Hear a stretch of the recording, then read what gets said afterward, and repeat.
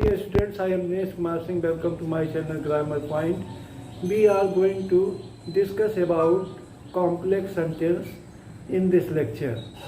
तो जैसा कि आप जानते हैं कि कॉम्प्लेक्स सेंटेंस में सबऑर्डिनेट क्लॉजेज के बारे में हम पढ़ते हैं और there are three kinds of subordinate clauses. Subordinate clause मुख्य रूप से तीन प्रकार की होती है: नाउन क्लॉज, एडजेक्टिव क्लॉज और एडवर्ब क्लॉज.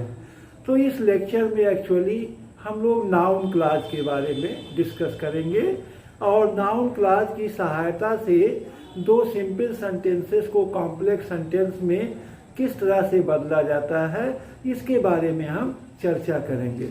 तो नाउन क्लॉज क्या होता है, व्हाट इज नाउन क्लॉज, पहले हम इसके बारे में चर्चा करेंगे.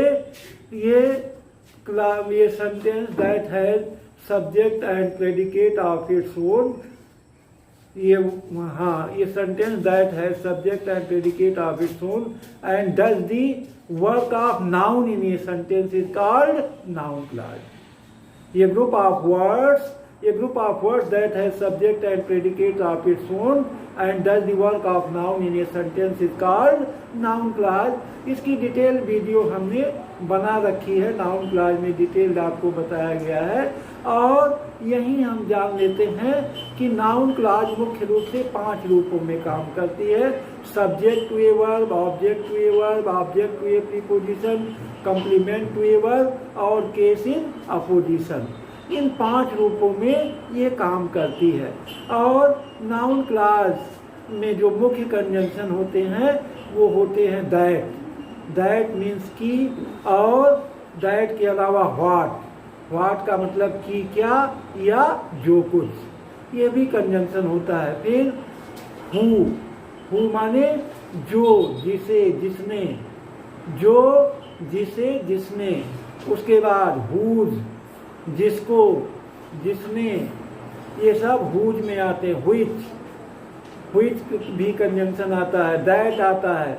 तो इस तरह से ये है नाउन क्लॉज में कंजंक्शन के रूप में हम व्हाट का प्रयोग, दैट का प्रयोग, हुज का प्रयोग, व्हिच का प्रयोग, हाउ मच, हाउ मेनी का प्रयोग, ये सब वेयर का प्रयोग, ये सब हम इसमें जो है करते हैं. अब हम चलते हैं व्हेन का प्रयोग, व्हाई का प्रयोग, व्हाट का प्रयोग, ये कंजंक्शन के रूप में किया जाता है. तो अब हम चलते हैं, let us start our video. Subordinate clause.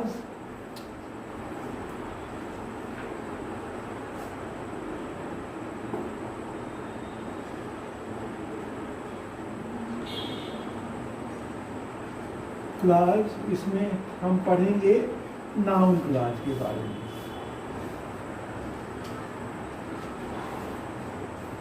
अब नाउन क्लॉज है क्या चीज, हमने बताया आपको कि ये group of words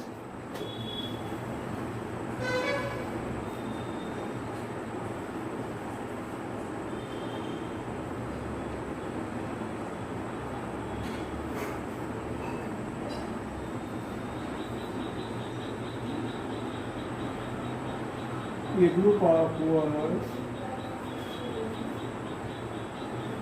that have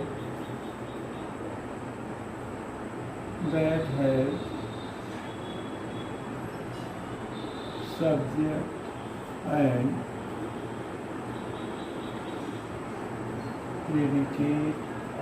predicate of its own and does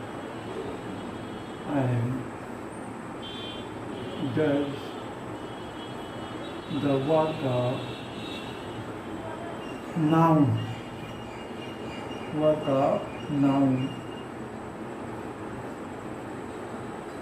in a sentence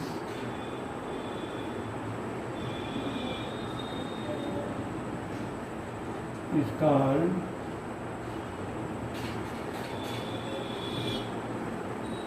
noun clause.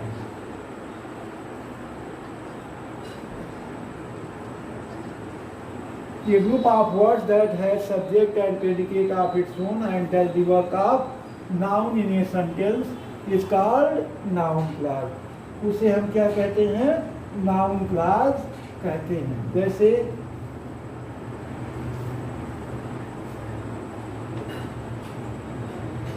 that he is a thief is known to all.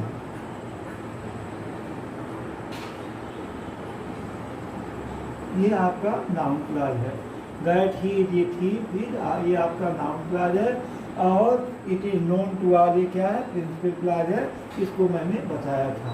अब इसका फंक्शन क्या है? नाउन क्लॉज 5 रूपों में कार्य करता है, और नाउन क्लॉज की कंजंक्शन हम जान लेते हैं। क्लॉज में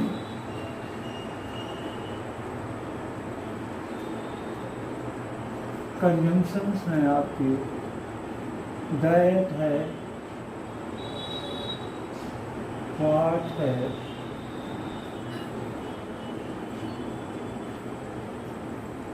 हु है, व्हिच है, हुज है,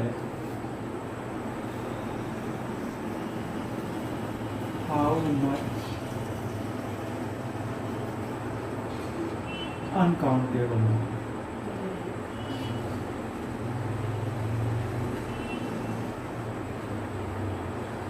और हाउ मेनी, ये काउंटेबल है।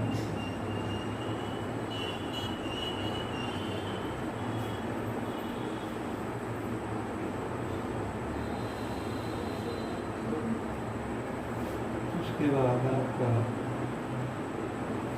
वाई है, वेयर है, वाई है,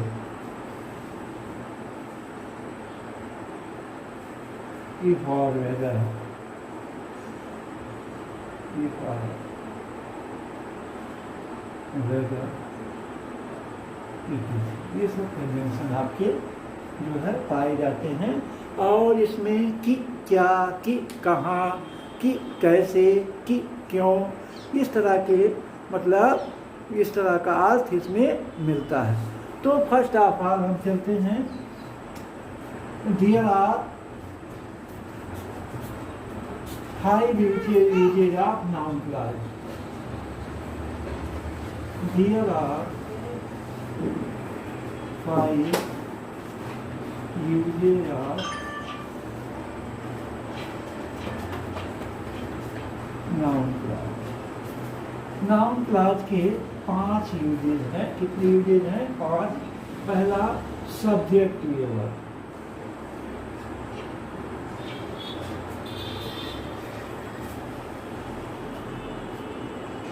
सब्जेक्ट वर्ब। सब्जेक्ट वर्ब में क्या होता है? इसमें नाउन क्लॉज को सब्जेक्ट के स्थान पर क्रिया के अर्थ को पूरा करने के लिए रखा जाता है। जैसे हमने एग्जाम्पल लिया, you are a thief, you are a thief. दूसरा वाक्य, it is known to all. अब इसको पहचानने के लिए इसमें इट आता है। क्या आता है? इट आता है। तो इसको हम कंबाइन करेंगे, बहुत आसान होगा। That you are a thief is known to all. That you are a thief is known to all. अगला, what you have done, it should be informed.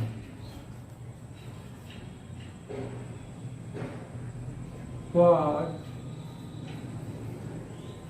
you have done, it जब लग जाएगा तो वहाँ सब्जेक्ट के स्थान पे आएगा। It should be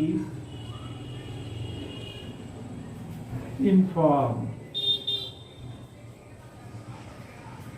it should be inform. तो क्या हो जाएगा?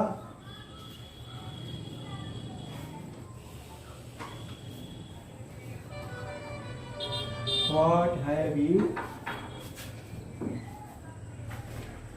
done? तो क्या हो जाएगा इसमें what पहले आएगा और ये नाउन क्लॉज के रूप में काम करेगा. What you have done. What you have done should be informed. Should be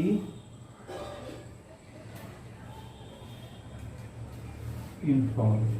ये यहाँ जो है नाउन क्लॉज का प्रयोग किसके स्थान पे हुआ? सब्जेक्ट के स्थान पे. यहाँ भी नाउन का क्लॉज का प्रयोग किसके स्थान पे हुआ? सब्जेक्ट के स्थान पे.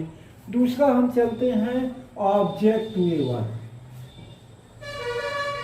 When a noun clause is used in place of object to complete the meaning of verb is called object to a verb.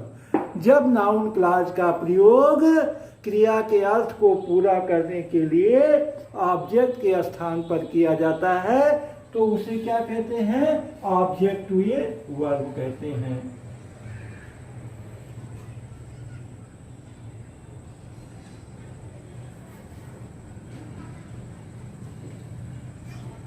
Object to a verb. यहाँ नाउन क्लॉज का प्रयोग हमेशा किसके स्थान पे किया जाता है? ऑब्जेक्ट के स्थान पर. किसके स्थान पर? Object to a verb object के स्थान पे. जैसे Ram is a dull boy, every teacher knows it. Ram is a dull boy, every teacher knows it. तो अब यहाँ every teacher knows that. यहाँ देखिए क्या हो जाएगा? every teacher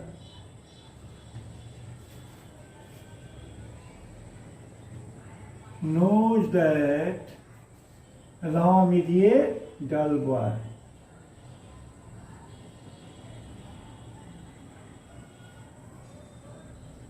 अब यहाँ जो है आपका एवरी टीचर सब्जेक्ट हुआ, नोज वर्ब हुआ और that Ram is a dull boy ये है आपका किसके स्थान पे?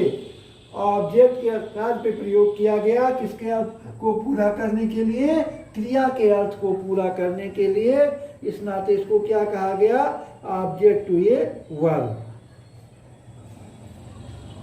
जैसे you have acted wrongly, I believe it. You have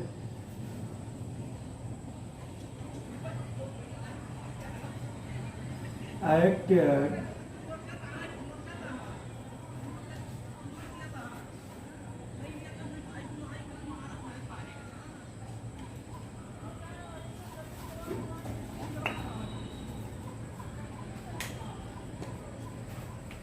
you have acted wrongly. You have acted wrongly. तुम गलत कर चुके हो. I believe so. मैं ऐसा विश्वास करता हूँ. I believe so. तो ये हो जाएगा I believe that. I believe that you have acted wrongly. You have acted wrongly. तो that you have acted wrongly ये आपका ऑब्जेक्ट टू ए वर्ब है और यही आपका नाउन क्लॉज है. अब हम चलते हैं तीसरा ऑब्जेक्ट टू ए प्रीपोजिशन.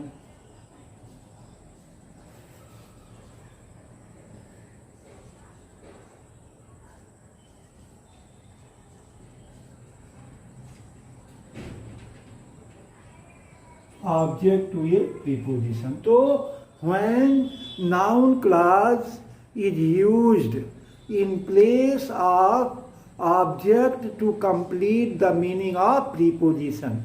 इसमें जो है कोई ना कोई प्रीपोजिशन जरूर लगा होता है।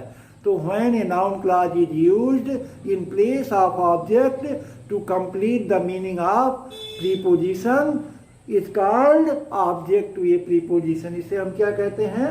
ऑब्जेक्ट टू ए प्रीपोजिशन कहते हैं। जैसे I told you that yesterday you must rely on it.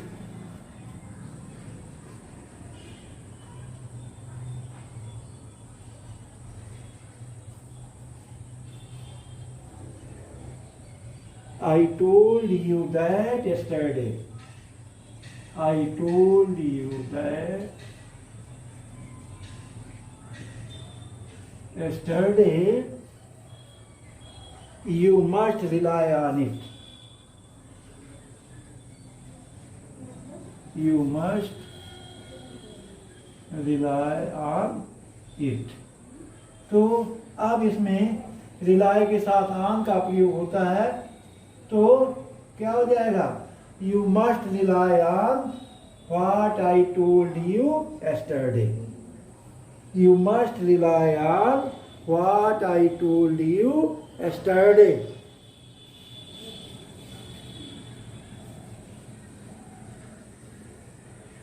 You must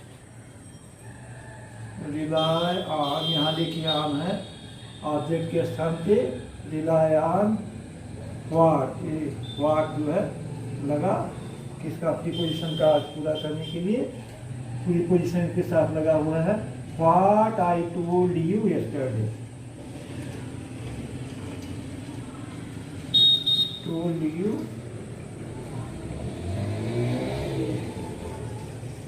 yesterday, what I told you yesterday.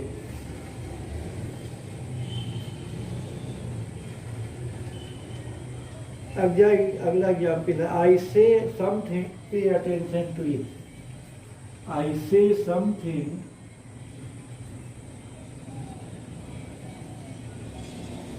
Something pay attention to it.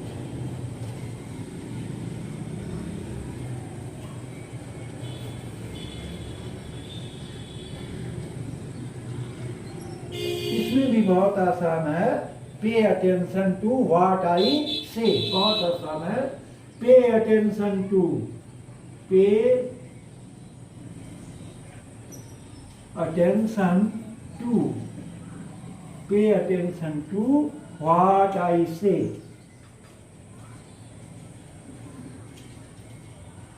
What I से। तो यहाँ जो है टू प्रीपोजिशन के अर्थ को पूरा करने के लिए यहाँ वर्ब अटेंशन के साथ प्रीपोजिशन टू लगा हुआ है, उसके बाद ऑब्जेक्ट के स्थान पर नाउन क्लॉज का प्रयोग है। तो ऐसे प्रयोग को हम ऑब्जेक्ट टू ए प्रीपोजिशन कहते हैं। अब चलते हैं complement to a verb.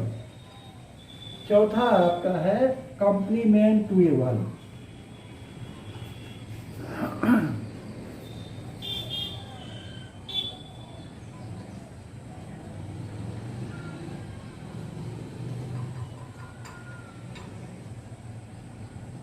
Complement to a verb. तो when a noun clause is used to complete the meaning of verb, verb के अर्थ को पूरा करने के लिए जब नाउन क्लॉज का प्रयोग पूरक के रूप में, कॉम्प्लीमेंट के रूप में होता है, तो उसे कॉम्प्लीमेंट टू ए वर्ब कहते हैं। क्या कहते हैं?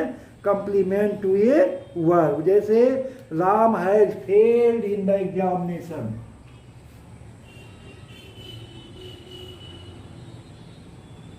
Ram has failed in the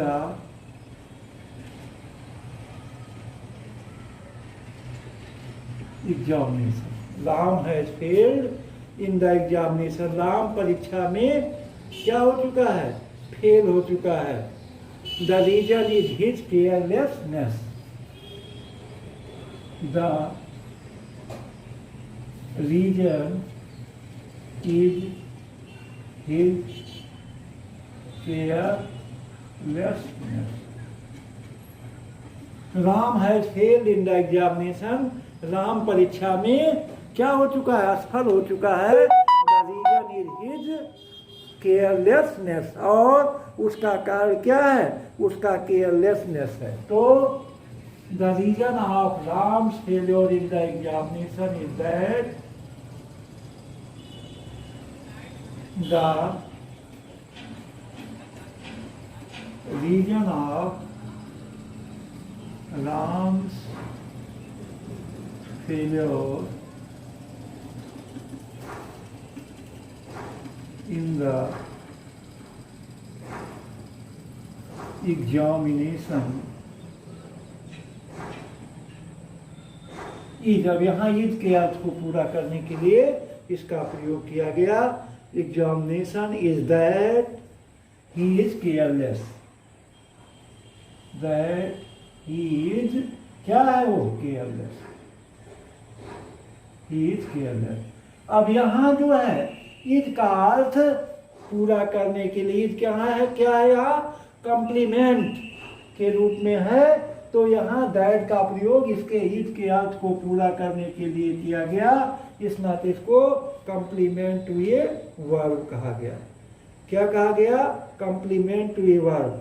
या he is a thief, it is my belief। दूसरा, he is a thief,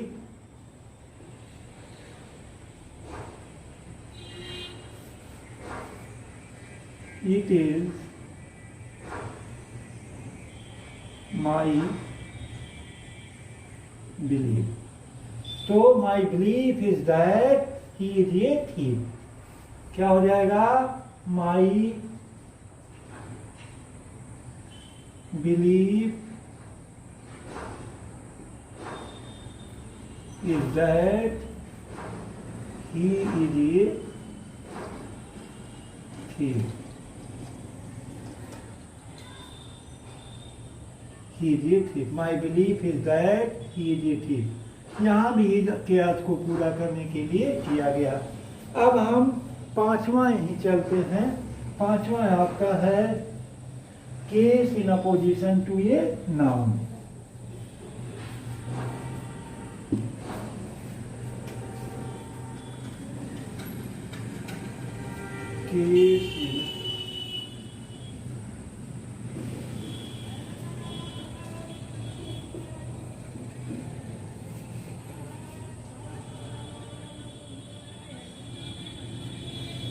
case in opposition to a noun। जब किसी नाउन के बगल में नाउन क्लॉज का प्रयोग अपोजिशन के रूप में, किसके रूप में, opposition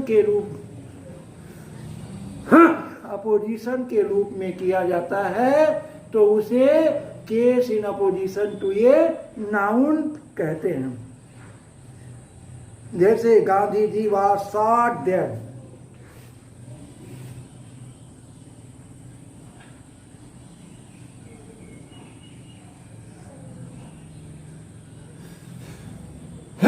Gandhi ji was shot dead।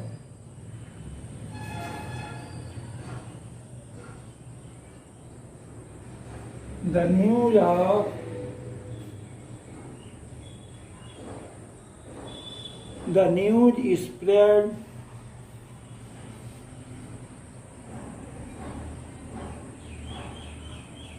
all over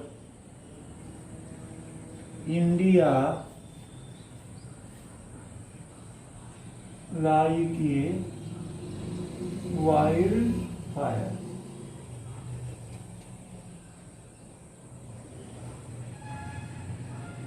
like a wildfire। Gandhi ji was shot dead, Gandhi ji को गोली मार दी गई। The news was spread all over India like a wild fire, जंगली आग की तरह से फैल गया। तो अब ये आपका बनेगा the news that Gandhi ji was shot dead. अब ये द न्यूज क्या है, नाउन है, इसी का अर्थ पूरा करने के लिए the news that Gandhi ji was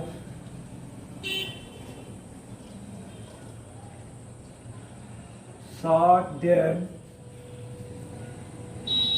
Gandhiji was shot dead. Spread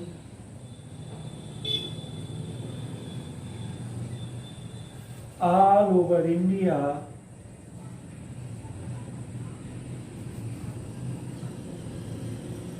like a wildfire. Like a wildfire.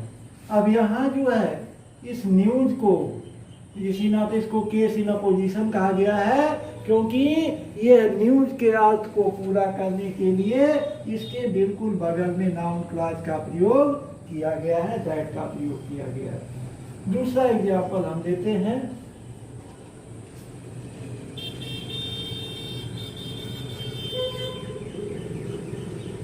Govind has died, the rumour is wrong.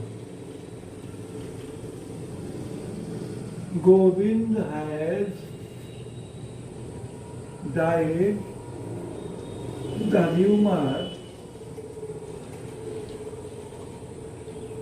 Is wrong. Govind has died, the rumour is wrong. तो the rumour that Govind has died is wrong. Yeah, the rumor that Govind has died is wrong. The rumor, अब यहाँ इसके अर्थ को पूरा करने के लिए that का प्रयोग किया। That Govind has died is wrong। और कुछ जो है और भी यूजेज हैं व्हाट और व्हाई से, उसको देख लीजिए। He does not know who she is. He does not know, ये भी बहुत आसान है। He does not know who is she.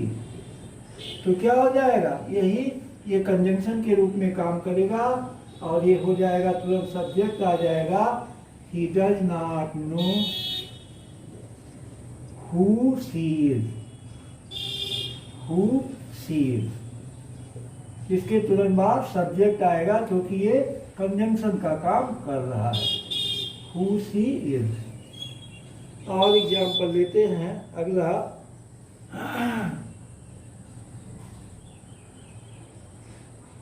Tell me where is she. Tell me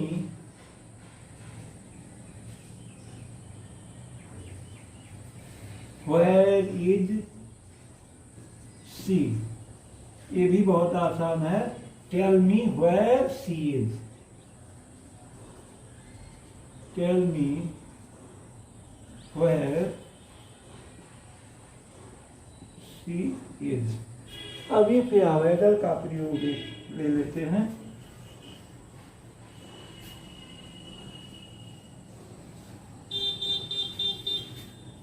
if या वेदर में हम देखते हैं he may be innocent, I don't know। he may be innocent, I don't know। I don't know। अब इसमें if या whether का प्रयोग आप कर सकते हैं। I don't know if या whether, if whether he is innocent। I don't know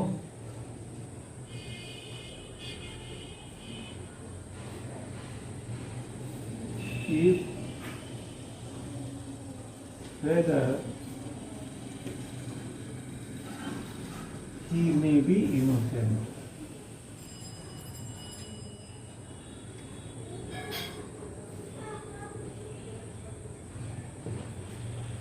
तो इस तरह से हम लोगों ने नाउन क्लॉज के बारे में चर्चा किया। अगले लेक्चर में हम एडजेक्टिव क्लॉज के बारे में चर्चा करेंगे। Thanks for watching the video.